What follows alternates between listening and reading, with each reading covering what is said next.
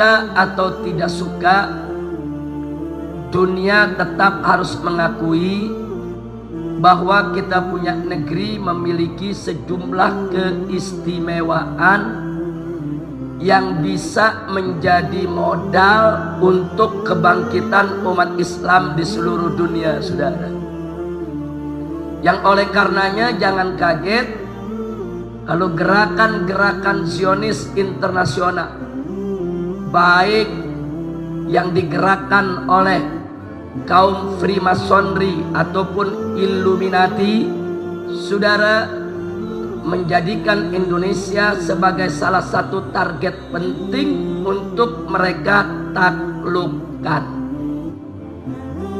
Gerakan Zionis ialah suatu gerakan dari bangsa-bangsa Israel di seluruh dunia yang bercita-cita ingin mendirikan negara Israel Raya untuk menguasai seluruh dunia. Sedangkan Freemasonry ini gerakan politik yang dilakukan oleh kaum Zionis yang tujuannya untuk memuluskan dan melancarkan jalan bagi Zionis di dalam mewujudkan cita-citanya. Begitu juga Illuminati, suatu gerakan politik yang merekrut tokoh-tokoh dunia, baik dari kalangan Yahudi maupun non-Yahudi, baik dari kalangan Israel maupun non-Israel, untuk menjadi kaki tangan Zionis di dalam mewujudkan cita-cita mereka. Makanya jangan kaget, gerakan Freemasonry dan Illuminati sudah ada di Indonesia sejak zaman penjajahan Belanda, karena Belanda yang membawa saudara Freemasonry ke negeri ini. Dulu disebut tarekat Mason. Jadi kalau Anda dengar tarekat Mason, saudara, itu tidak lain dan tidak bukan adalah gerakan Freemasonry. Nah, dulu yang banyak ikut, saudara, ini tokoh-tokoh keraton di Jawa Tengah, saudara, bahkan ada juga tokoh-tokoh liberal di zaman pemerintahan Hindia Belanda yang memang setuju dengan prinsip-prinsip sekuler. Dan jangan kaget kalau di zaman sekarang ini banyak kalangan pejabat dan selebritis, sadar atau tidak sadar, saudara, masuk ke dalam organisasi-organisasi yang dikelola oleh Freemasonry dan Illuminati, seperti Rotary Club, Lion Club. Pejabat kita banyak yang menjadi anggotanya, saudara, baik pejabat di pusat maupun di daerah. Kalau pertanyaannya kenapa mereka tertarik untuk menjadi anggota Rotary Club, Lion Club, dan lain sebagainya, sebab di sana dijanjikan berbagai macam fasilitas, berbagai macam kemudahan, berbagai macam diskon, saudara, mana saat mereka melakukan travel keliling dunia. Siapa yang menjadi anggota Rotary Club, siapa menjadi anggota Lion Club, kalau mereka keliling dunia, saudara, bayar hotel bisa separuh harga, bayar tiket pesawat bisa separuh harga, belanja di mal-mal bisa separuh harga, saudara, mendapatkan kredit dari bank-bank untuk usaha juga dimudahkan, dan seterusnya dan seterusnya. Makanya jangan kaget, banyak pejabat-pejabat Indonesia sekalipun, saudara, dari tingkat kepala daerah sampai menteri-menteri di tingkat pusat, sampai anggota-anggota dewan kita tertarik untuk menjadi anggota Freemasonry maupun Illuminati yang merupakan bagian daripada kerja Zionis untuk menguasai dunia internasional ini.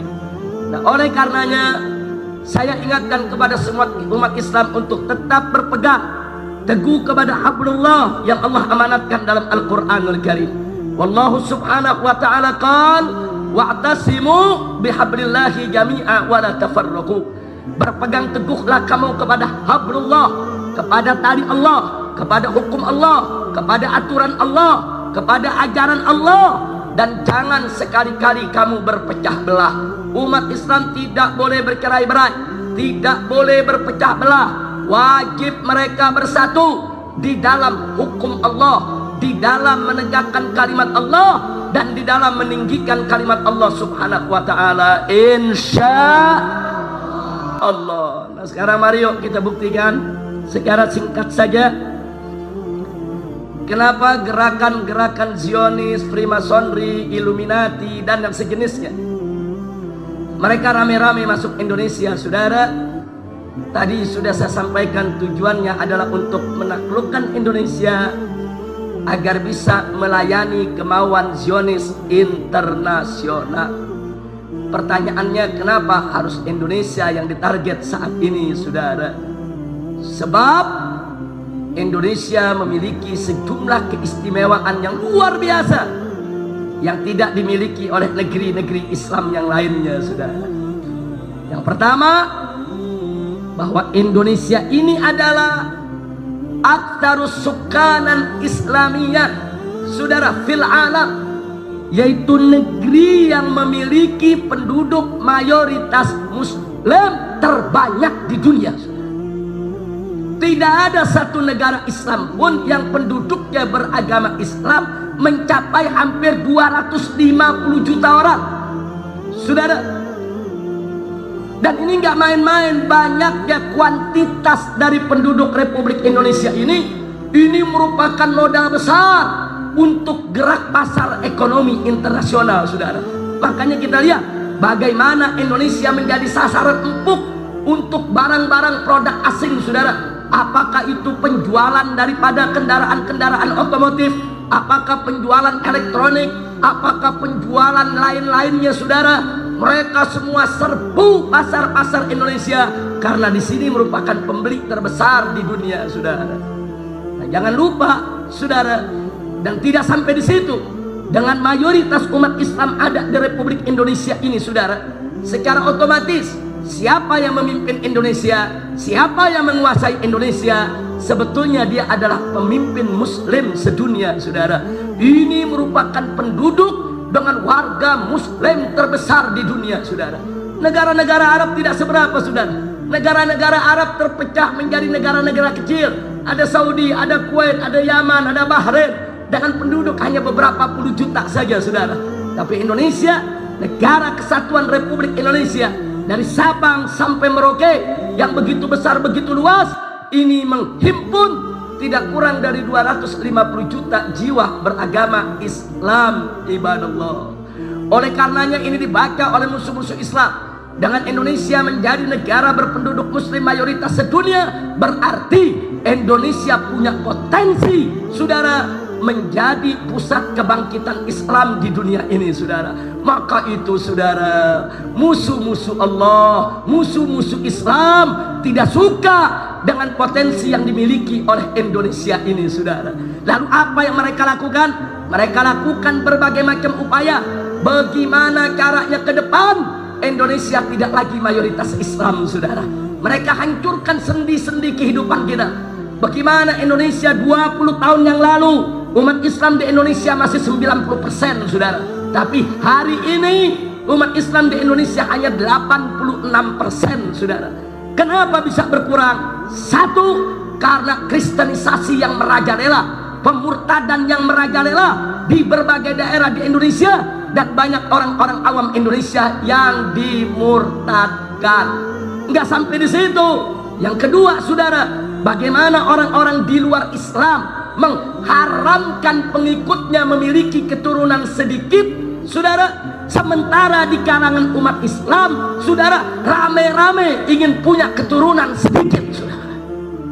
Ya, mereka berlomba untuk memiliki anak keturunan yang banyak, sementara umat Islam berlomba untuk mengurangi atau menahan keturunannya satu atau dua saja. Akibatnya populasi pertumbuhan daripada orang-orang Islam menjadi lambat, sedangkan populasi pertumbuhan orang-orang di luar Islam menjadi cepat, saudara.